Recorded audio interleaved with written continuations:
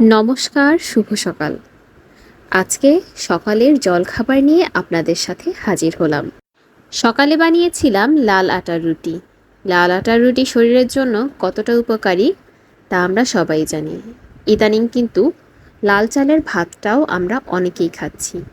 গ্রাম থেকে রিওর বাবা এই আটা ভাঙিয়ে নিয়ে এসেছে, বেশ অনেক দিন আমাদের যাবে। এই রুটিটা খেতে একটু মিষ্টি মিষ্টি স্বাদ হয় আর খুবই উপকারী আমাদের দেহের জন্য। তার সাথে এনেছিল সরিষার তেল, গুড়।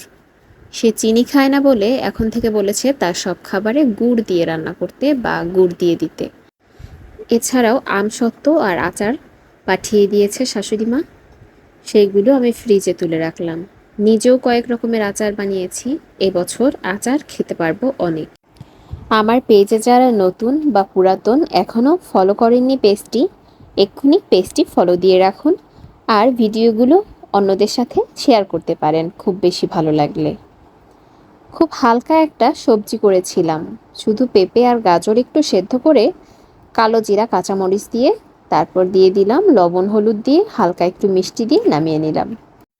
অনেক দিন স্কুলের বন্ধুবান্ধবের সাথে দেখা হয়নি, কতদিন একসাথে গল্প করিনি, কোথাও বসিনি।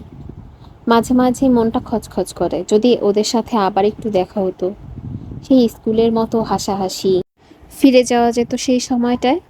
আসলে এমনই হয়, যখন আমরা ছোট থাকি আমরা ভাবি কবে বড় হয়ে যাব, আবার বড় হওয়ার পরে মনে হয় সেই ছোট্টবেলাটায় ফিরে যেতে। অনেক কিছুই সম্ভব নয়, তবে সম্ভব বন্ধুত্বটা টিকিয়ে রাখা, বন্ধুদের সাথে যোগাযোগ করা। আজকের কিন্তু ব্রেকফাস্ট আমার রেডি। একটু টক দই বের করে রেখেছিলাম, ওইটাই একটা বাটিতে নিয়ে নিলাম। সবজি আমি আর নিলাম না, একটা ডিম ভেজে নিয়েছি। লবঙ্গ, এলাচ, আদা এইসব দিয়ে কড়া করে একটু চা করে নিলাম। তো কেমন লাগলো আজকের ভিডিওটি জানাতে ভুলবেন না, অবশ্যই রেসিপি বক্সের সাথেই থাকবেন।